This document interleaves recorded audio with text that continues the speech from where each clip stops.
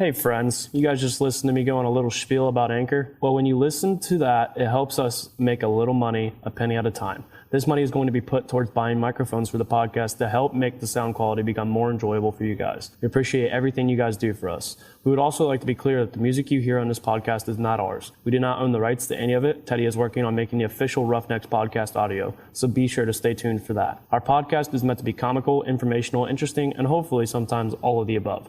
If anything we say offends you, just know it's not intentional. Hope you enjoyed this week's episode. But before we get into this week's episode, make sure you stop what you're doing. Go follow us on Instagram at Roughnecks Podcast. Share our episode using the hashtag Roughnecks Podcast. We are out on many platforms now, including Apple Podcasts, Spotify Podcasts, Google Podcasts, and many more.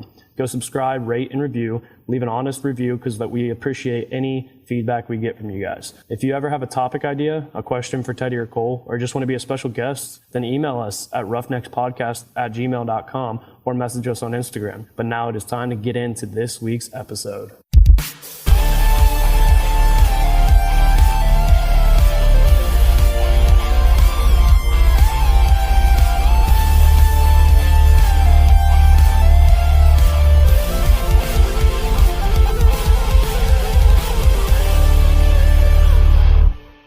So we are back with another episode of the Roughnecks Podcast. This is episode 10. Once again, we have another special guest joining us, and as you can guess, it's probably another Ohio Wesleyan football coach. Welcome to the Roughnecks Podcast, Coach Morgan Cotter. Cole, I appreciate the opportunity to come talk to you guys. I've listened to most of the first 9 just to get a feel what's going on. You and Teddy just kind of rolling it out. So I'm excited to sit here, have a conversation with you, and kind of see where we go tonight. Speaking of Teddy, Teddy's actually stepped back from the podcast for now because he's in the big boy world and has a lot going on. So I understand it. Until he's got a little more free time, he's just going to take a break from it. But he'll definitely be back. I know he will because he loves doing it. So just to start, let's give us a little background on yourself. I got you. Well, I've been at Ohio Wesleyan for the last 4 seasons. I think your freshman year was my first year to roll in. Prior to that, I was the head coach at Marysville High School for 5 years, and then Fairbanks High School for 5 years, and then an assistant coach for a number of years. So I think this is technically season 21, however you want to call this season of coaching. But no, it's been a good ride. And now the last 4 years here at Ohio Wesleyan, first 3 years I was a defensive line coach, and then now I'm the offensive line coach. It is one of two things: either I'm really good at what I do, or not really good at what I do, so I get to just move around a whole lot. Well, you aren't the only coach who's moved around. A bunch of our coaches have moved around. I think Bo and D are really the only ones that I can think of are still with the same position group from when I got here. Yeah. So, I mean, heck, we've had 4 or 5 different corners coaches since I've been here. This is true. So yeah, it's the upside or downside of the Division III world.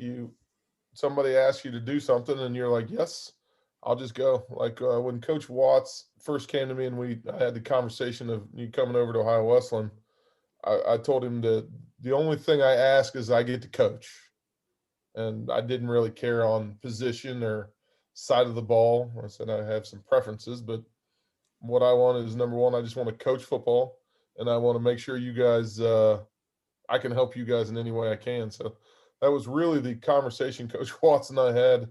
That was kind of my interview. So it was good. So you went to Kent State originally for college. Yep. What made you choose Kent State? Well, I actually started at a small D2 school in Indiana, St. Joseph's College in Rensselaer, Indiana, which is actually no longer open. They closed their doors 2 years ago, I think. So I had a scholarship to go play football at a small D2 school, which was fantastic. It was a great opportunity. The coaches there gave me money to come play, but sometimes chasing the money isn't the wisest thing to do. Go. I will tell a lot of guys, go play where the love is, not necessarily where the money is, because they don't always line up. So, like I said, I had an opportunity to go out there, and the D2, that school wasn't me. I mean, D2 was fantastic, but there were less kids on campus at St. Joe's than there were in my high school. Yeah. So it felt very high school-ish to me. I mean, everybody was in everybody's business and there's things like that. And then I had that opportunity.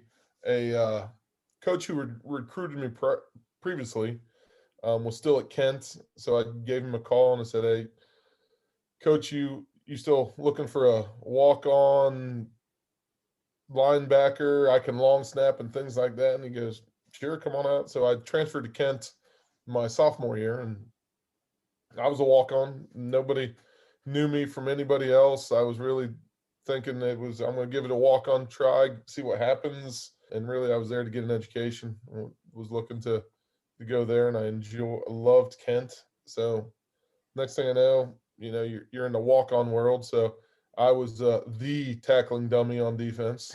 That sounds a lot like what Owen kind of said when he was at Ohio State. Yep, I was a tackling dummy. I mean, literally, I would be in the linebacker drills. I would do all the linebacker drills. I'd do that, and as soon as we break, I would. I actually spent more time playing defensive tackle on the scout team than I played linebacker my first year at Kent.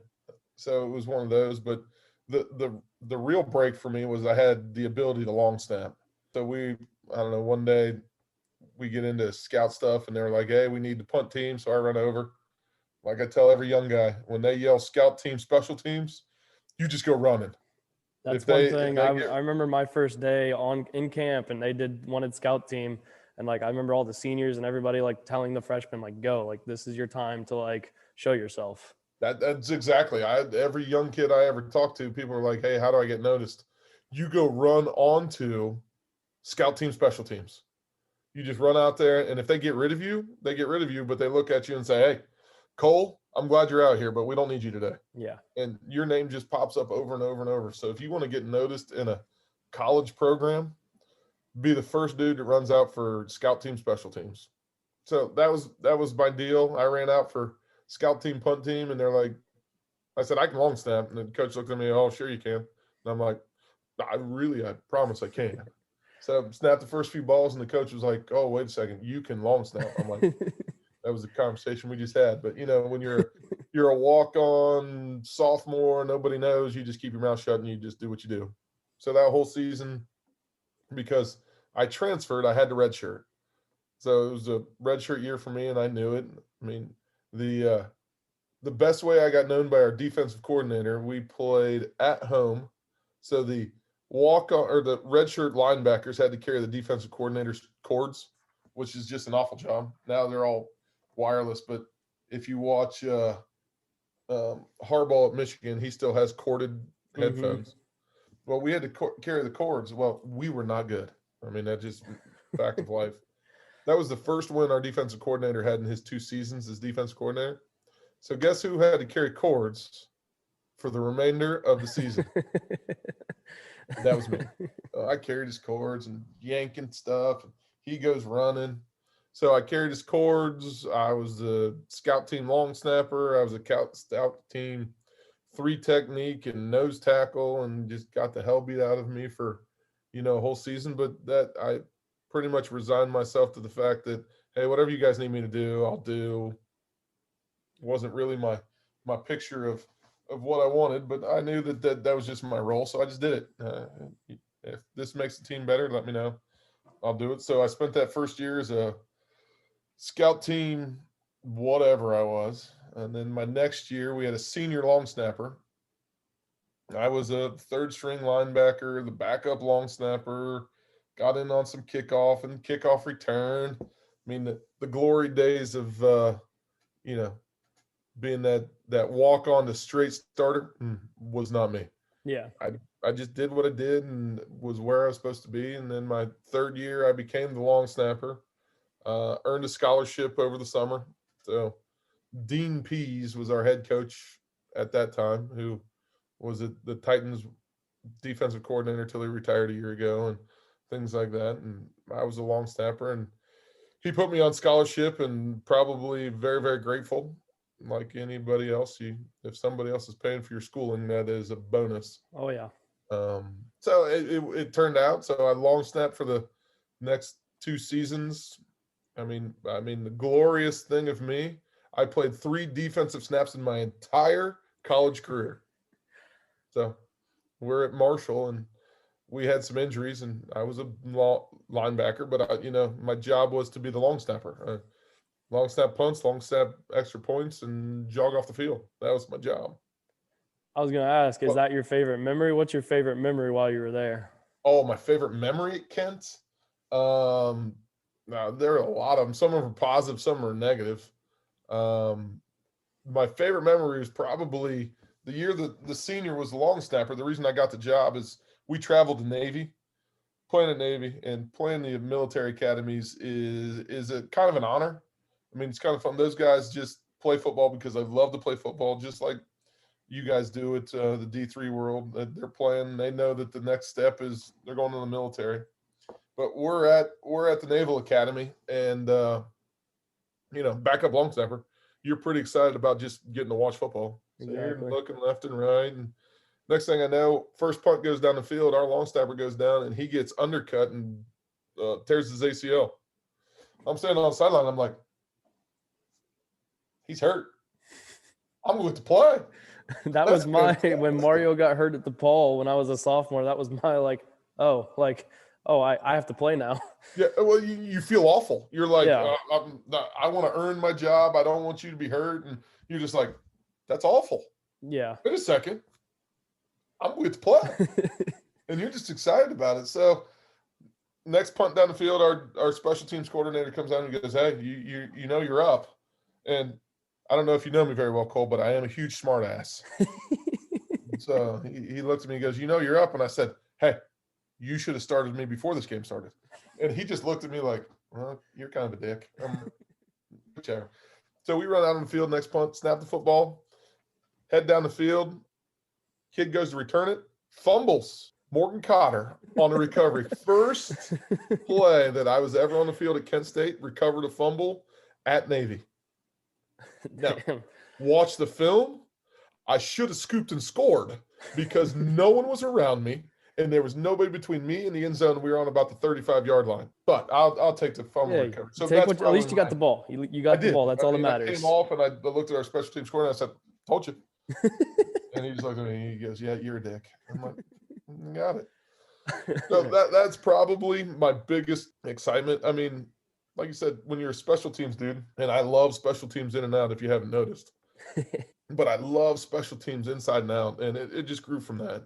But like I said, 3 defensive snaps in my entire career, and they were at Marshall.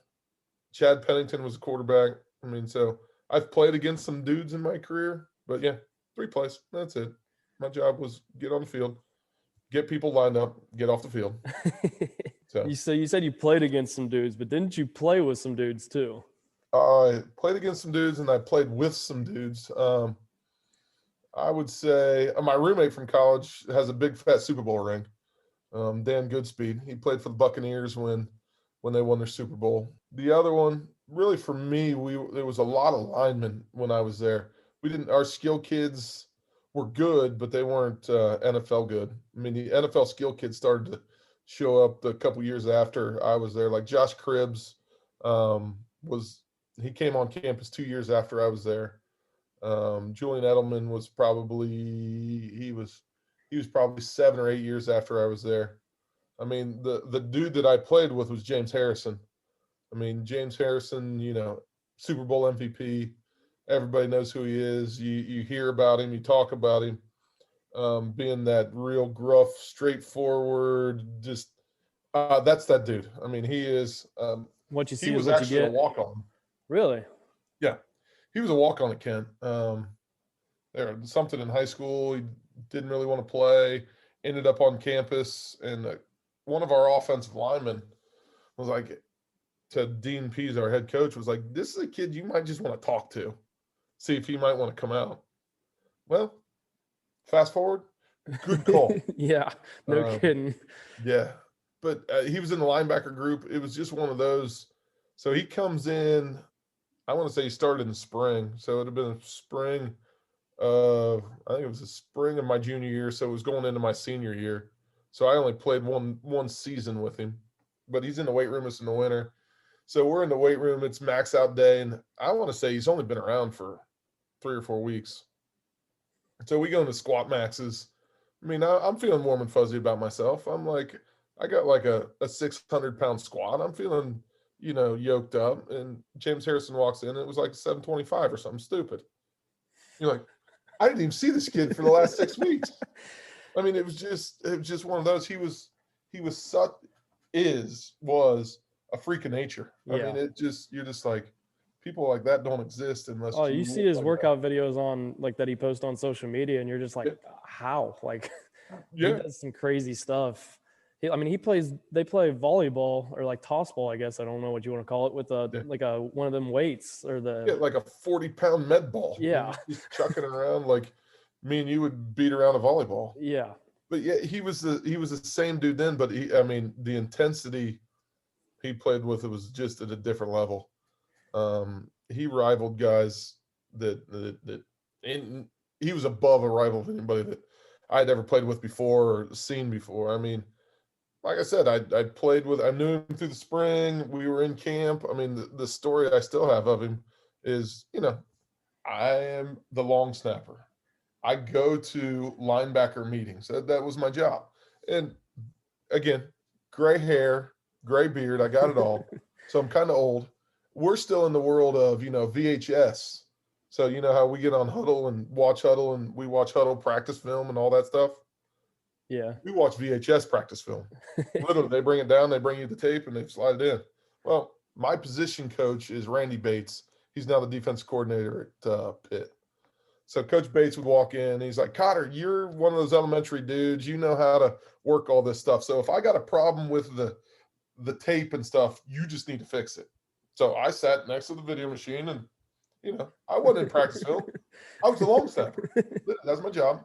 I go through individual. I knew what defenses were. I knew all that fun stuff because I kind of knew I was going into that coaching world. So I just paid attention to all that stuff. So one day we go, our position room, I would call it, I don't know, the intern room at Ohio Wesleyan. It's not even quite that big. So I think we had about 10 or 12 linebackers at the time. Well, I'm in there, I'm sitting down, I'm sitting next, accidentally everybody's got an assigned seat. You know how that works in meeting rooms. Everybody's got an assigned seat, but nobody's assigned one. So I'm sitting there, and James walks in, and I look up, and I'm like, James, what's going on? He looked me dead in the face, was like, you need to shut the fuck up.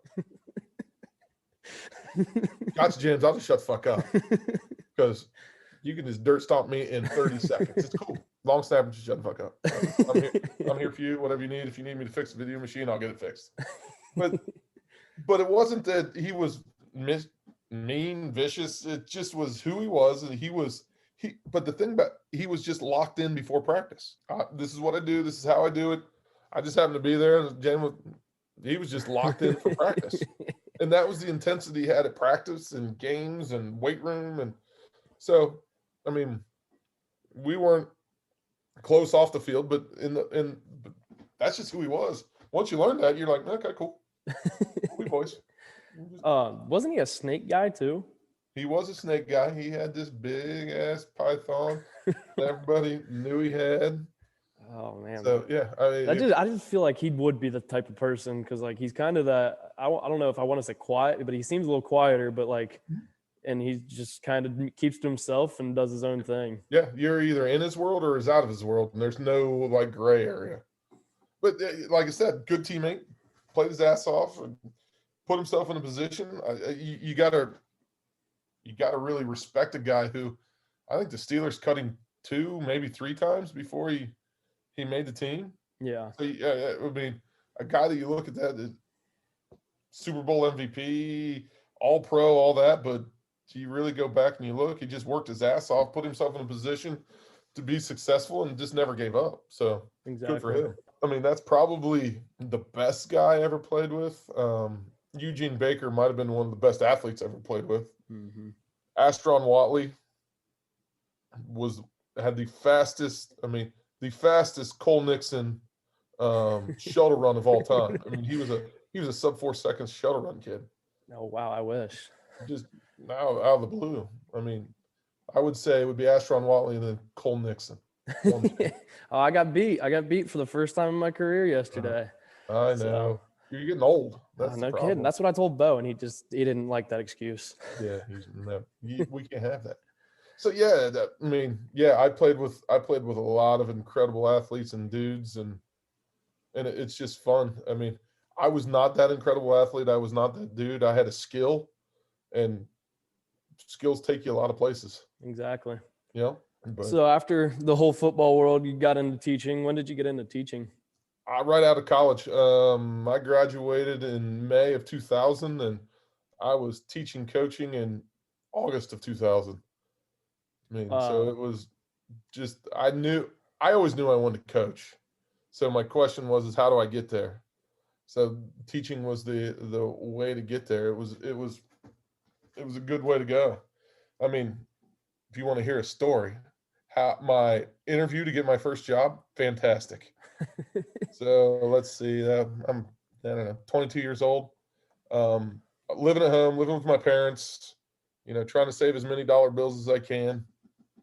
I was the pool manager in Marysville, Ohio. So my job, in the summer, I managed the pool, scheduled lifeguards, did all that stuff, but I'm trying to find a teaching job. Well, North Union rural school just up the way. I don't think we have any North Union kids no, we don't have any North Union kids on the roster right now. But so I heard they had a teaching opening. So I'm on my way to the pool, but I'm like, I got an hour. So I run up to North Union. It's 20 minutes from my parents' house. I was going to drop off my resume, drop off my cover letter, my application. I'm just trying to find a job. So I drive up there 25 minutes away. I live at home. So I'm telling my mom, I said, hey, Mom, I'm going to run up to North Union. I'm going to drop this off. She goes, I'll ride up with you. Okay, jump in the car. Let's go. So we drive up. I am in an outfit built to go to the pool. So flip-flops, mesh shorts, T-shirt.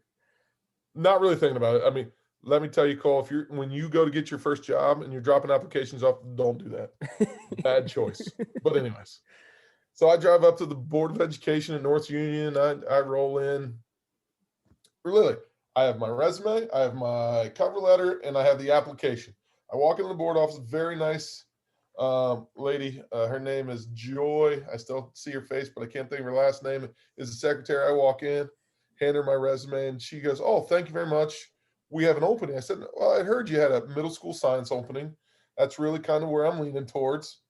And so she takes you, she goes, hey, wait a second. Our middle school principal's in the board office. Would you like to meet her? I'm like, what? I'm like, T-shirt, mesh shorts, flip-flops. This is what I'm wearing. Again, Cole, when you go to drop your first application off, at least put on khakis. So anyway, so she comes out, Diana Martin, fantastic lady, first lady I worked for, was a wonderful lady to work for. And she comes out and shake her hand. Mrs. Morton, great to meet you, whichever. And she looks at me, she goes, well, we have an opening. I said, well, yeah, I heard. She goes, well, would you like to interview right now? I go, hold on. You haven't looked at my resume because it's sitting right there. You haven't looked at my application. She goes, well, this is late June, I think. She goes, well, would you just like to sit down, talk, have an interview? I'm like, I would love to, but hold on. And she goes, what do you mean, hold on? I said, I got to walk out of the car and tell my mom that I'm having an interview. She goes, what are you talking about? I said, I just dropped my packet off. My mom was she goes, your mom's sitting in the car? I said, yes, my mother's sitting in the car, and you just asked me for my first professional interview. I mean, I'd interviewed a couple times in another place, but I'm like, this is one of my first. Yes. So hold on, please. So I walk out. I'm like, nah, you'll never believe what's going on.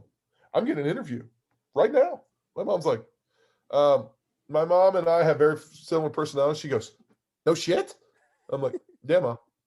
So I walked back in. I said, anyway, it's 95 degrees outside. I'm like, anyway, my mom can sit in the air-conditioned office for a little while.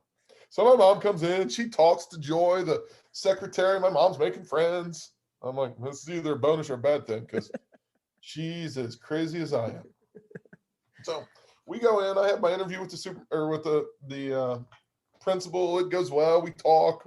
We have this whole thing. So we come back down into the waiting room where my mom's sitting talking to Joy. they've become best friends. So I'm sitting there, and next thing I know, principal says, hey, just hold on for a second before you leave. I'm like, oh, no problem. Stand there for about 2 or 3 minutes, talking to Joy, very nice lady, my mother, this. Principal walks out.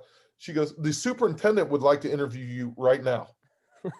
I'm like, wait, superintendent wanted to interview me now? And I looked at the principal and I go, I'm wearing t-shirts, mesh shorts, and flip-flops, right? So I walk back in. Dr. Young, she was the superintendent. I walk in her office, and the first thing Dr. Young, I just have to apologize for my outfit. She goes, well, I knew it was sort of impromptu. I'm like, I appreciate that because t-shirt, shorts, flip-flops. This is my interview. So I sit there, I'm talking. Meanwhile, I'm supposed to be at the pool like 45 minutes ago. I am late for my other job. I'm like, bad. I'm going to lose that job, but I'm like, that job's $10 an hour. This one's my career. Yeah. We'll see what happens when I get there. So I have that interview. So it goes through good. So I walk out back in the office, and the principal goes, hey, I would love for you to come over and see the middle school. I have never seen the middle school at North Union. Well, yeah, let's go tour the middle school. Let's go for it. So I walk over. We go over to the middle school. We're touring. We're talking. Principal walks me around, this and that. So we walk into her office. She goes, hold on one second. So I'm sitting in the office. Now I'm talking to the middle school secretary, Kim Chapman, wonderful lady. So we're talking again. My mother's with me because why would you not have your mom at your first interview? Great impressions we got going on. So we're sitting there. So she walks in the office. She comes back out. She goes, Morgan, I'd like to talk to you for a second. So I walk into her office, Mrs. Martin. She goes, Morgan, we'd like to offer you the 7th grade science position. She goes, how long till you could accept that job? I'm like, now I need a job. So yeah, considering I think I might have just lost my other one. Yeah, because I think I just got fired. So I'm like, yes. I think I said, well, I would just like to, I said, I can answer in 24 hours. I would just like to have my, trying to be the bullshitter. Like, I got other things on the hook. Yeah. I got nothing. She goes, well, what if you could be the head middle school football coach? Yes. She goes, what about JV baseball? Yes. Then she goes, how about yearbook advisor? No. There'll be no yearbook advisor. I can barely spell my own name. And then she goes, well, athletics. She goes, how about middle school athletic director? First year teacher? Head football coach? Baseball coach? I said, I think that would be not very good for me. So that is how I got my first teaching job. T-shirt, mesh shorts, flip-flops. So words of advice: wear a t-shirt, mesh shorts, and flip-flops, and bring your mom to your first. Bring your mom. That one just ices the cake. Yeah. Because people just feel bad. They're like, this kid needs out of his parents' house. So yeah, that was my first teaching job. I ended up, like I said, I was the head middle school football coach, and that transitioned into defensive coordinator to high school the following year, and so then my coaching career rolled along. So now it was. Like I said, my first interview was a very interesting way to interview for jobs. That's for sure. Yes. That's one hell of a story. That's for sure. Like I said, I wouldn't suggest it. It worked for me, but I wouldn't suggest it. Especially not anymore today. I feel like it wouldn't work. Yeah. A smaller school, I think you can get away with it, but when you go to like the bigger schools, it might be a little more difficult. Yeah, like I said, I don't even know what I was thinking. I was just like, I'm dropping this stuff off. I'm gonna drop it off. I guess I thought I was going to put it like in the night deposit box. I don't know. Because why would I show up in t-shirts, mesh shorts, and flip-flops? I guess I kind of similar, actually, now that I think about it. My first job, my brother told me he worked there and then told me about a job opening, and he was still friends with the owners. I went after basketball practice, still sweaty, and sweatpants and a sweatshirt and slides, and didn't really think about it. And then I ended up working later that day. But yeah. I was like, not the best way to go professional job hunting. No, probably not. It worked for me. It worked out. It's all that matters. But yeah, so it just is just kind of how the world works out. But yeah, and then, and next thing I know, hanging out at Ohio Wesleyan with the Cole Nixon. So when you came to Ohio Wesleyan, you were the special teams coach. Did you always wanted to be special teams coach? Is it something you've always liked doing, or is it something that's kind of grown over time? Well, the funny thing is I Coach Watts and I were acquaintances through recruiting. They recruited some of our kids. I don't know that we ever landed anybody at Ohio Wesleyan, but I knew those guys. And then Coach Watts was kind of looking for a D-line coach, and he came. I'm like, I was still the head coach at Marysville, and he's like, I'm looking for a young D-line coach. I'm like, how about an old D-line coach? So it turned to that. So really, when I came on, me and U-Haul were D-line coaches. I didn't have a whole lot to do with the special teams. The first special teams piece came, for young coaches out there, young anybody's, I was at, it would have been the spring before your freshman year was the first time I was on campus coaching. So all that entire spring, I don't know that I said a word in a staff meeting. I just sat and I took notes and I listened and I pulled things and listened. I'm going to assume that's not the same anymore. I do and don't. I pick my battles because right or wrong, I'm not there every day, all day long. Yeah. You know what I mean? So I don't feel, at times I don't feel like it's my place to, here's the idea, like with Coach Ward being the offensive coordinator, and he's got a plan together that he's worked on all day. I don't feel like it's my spot to be like, no, that's dumb. But I haven't been there all day. Exactly. What I do is I listen to what Coach Ward says, Coach Watts and those guys, and then we put it in. And my job is, and being an older guy who has coached and been a head coach, all I want to do is put input in. And if my input makes us better, fantastic. And if you ignore my input, I'm good there.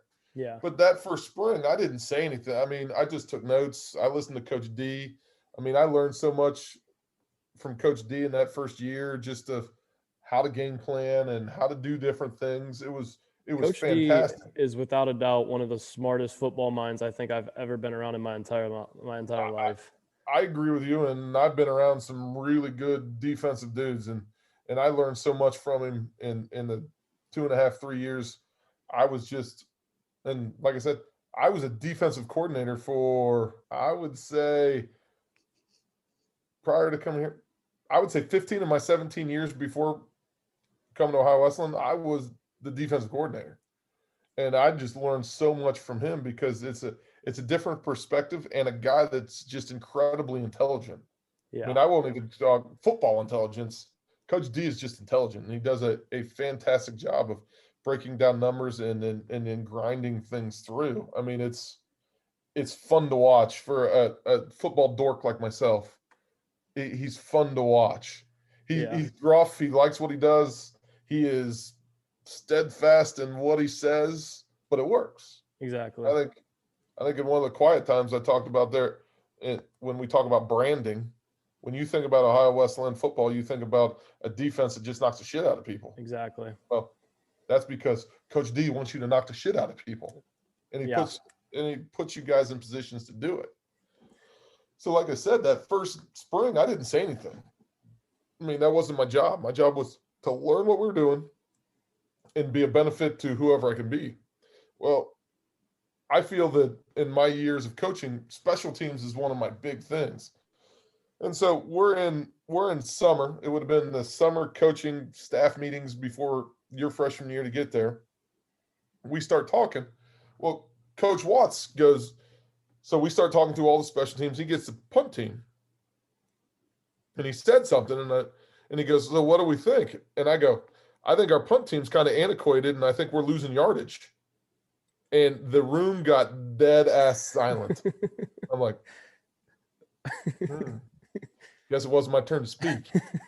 It was next thing I know, Coach Watts throws me a dry erase marker. He goes, then what are you going to do? I'm like, oh, challenge accepted. Let's rock and roll. I'm up on, the big conference room. Yeah. Big whiteboards. I'm like, give me some markers. So I start laying out basically our punt team that we've installed. I'm laying it out. I'm like, here, and we're doing this and this and this and this. So I get all done. I look up, Coach Watts is listening, real attentive. He goes, okay, good. And then he goes, on the punt return. I'm like, what's that mean? okay, we're moving on. Oh, cool. Fast forward next day, he goes, you're in charge of punt team. I want that installed. Okay. So come to find out, Coach Watts has always coached punt team everywhere he's been, and it's always been his baby. The punt team that they had installed was exactly what Coach Watts has always coached and really believed in. And I said it was antiquated and didn't work very well. Oof. Welcome to the first time I opened my mouth in a staff meeting. So, I mean, we roll on, and right or wrong, when you come to find out if you ever coach, it doesn't matter what your X's and O's are. If you can adjust to it, your kids believe in what you do, you're going to be successful. No, I can tell you, I'll never forget kick slide. Till the day I die, I will never forget kick slide.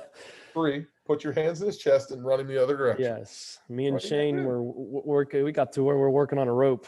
Yeah, and that's really what it is. Because actually, if you take what you two do and watch the NFL, that's what the NFL does on both sides. Yeah, we've just taken away because NFL rules is they're not allowed to leave the line of scrimmage until the ball's kicked. College, literally, we can run everybody down the field as soon as the ball's snapped. Yeah. So you might as well take advantage of the rules. And that was sort of my point to Coach Watts 3 or 4 years ago. And then I found out that, it's his baby. And it also usually helps when you have very good punters like Jerry Harper and Nick Heidel. Yeah. You have Jerry Harper, you have Nick Heidel. They put the ball where you want it. Everybody fair catches it. I mean, in the last 3 years, I think we've been in the top 10 in punt defense in the country. Yeah, punt was like fun, but it wasn't fun because usually we'd run down and you didn't have anything to do. You got nothing. But the one time that somebody does it and you guys are like down there and your eyes are like, oh, dude's running the ball. What do we do? Yeah. So it's like I said, if you can adjust and you can get your kids to believe in what you're doing, you just put them on the field and let's go play football and have fun. So you've coached both O-line and D-line now since I've been here. Yep. Do you have a preference of the two?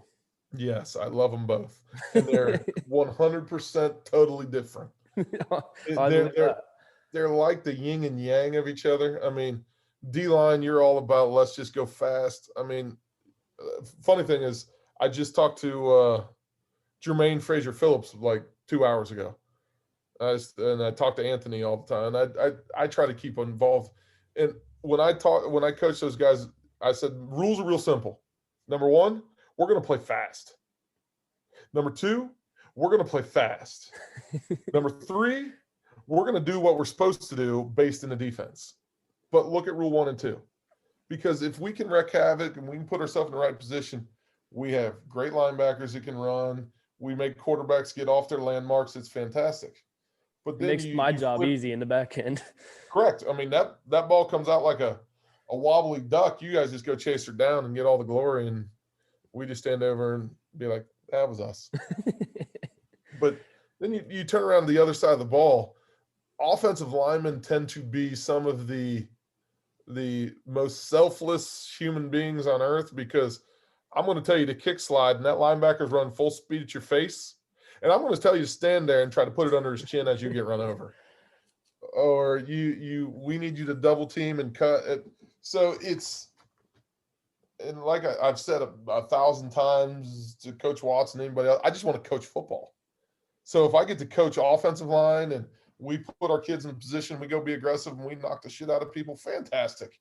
If we're playing defensive line and we're running fast and we're creating havoc, that's wonderful too. I've coached every position on the field except for quarterbacks in my career. Really? So I was the safeties coach at Marysville for 2 years. I was the corner coach for a year. I've coached linebackers. I've coached D-line. I've coached running backs, wide receivers, and offensive linemen. Quarterbacks, only ones I haven't coached. They're just too pretty for me. So I just love to coach. I mean, I had a really good conversation with one of the young coaches where I teach high school. And he kind of asked me, how do you do? I said, it's 2 things. Number 1, you love the shit out of your kids, and then you coach them hard. I mean, if those guys know that I got your back, you got my back, I mean, I can get after you in 100 different ways, but if you know that in the end of the day, I have nothing but your best interest at heart, you guys are going to lay it on the line for me. So there's no reason for anything other than that. I mean, Oh, and that's like one of the things too. Like I look our coaches here at Ohio Wesleyan. You're now the 7th coach, if you include Teddy and Max, to do the podcast with me. And like every time I've asked somebody, one of the coaches, none of you have questioned it. You just said you're gonna, like, yeah, for sure. So it shows like you guys do care about your players, and it does, like you said, it makes you want to play for that coach even more and towards that goal. I mean, Coach D is and I go back to it because I think Coach D is the only guy older than me on the staff. So I go back to just learning from him. But, I mean, Coach D I've seen him tear guys up one side, down the other, inside and out. Oh, I've always dreaded when I mess up in a game and that part's coming up on film and I know D knows it's coming up too. And it's like, oh, here we go. But the thing about it is, it's coming, but you also know when the good thing happens, Coach D's got your back and he's going to praise you up and down one side and down the other. Oh, there's even been times where I didn't realize it was that good of a thing, and he like just pointed it out, and you're like, oh wow, like I didn't even realize it. For me, that's the essence of being a good coach and a good dad, a good husband, a good whatever you want to be. Yeah, there are times you got to be critical to whoever that is, but if you want them to be beneficial to you, or you want something great out of them, you got to be willing to love them up just like you correct them up. I mean, you right or wrong. 2 years ago, the year before I was the offensive line coach, we just weren't very good offensively. Whatever the reasons are, whatever it was. And you fast forward a year, we were better. Well, that has nothing to do with me. It just has to do with the confidence of our kids. Exactly. You play with good confidence, we're going to be much better. And my job, I will tell people today, I am not the greatest of teaching offensive line fundamentals. I'm still learning. I told our guys a year ago when I was the first when that first fall, I looked at Krustic and Coyle and Gurr and all those guys, and I looked at them, I said, I'm still learning. I said, I was given the offensive line job somewhere at the end of June. We had camp like August 13th. Yeah. I had actually it was the end of July. I had like 3 weeks to figure out, how to stop coaching D-line and start coaching offense. But all I told those guys was play fast, play physical, and we'll fix the rest of it.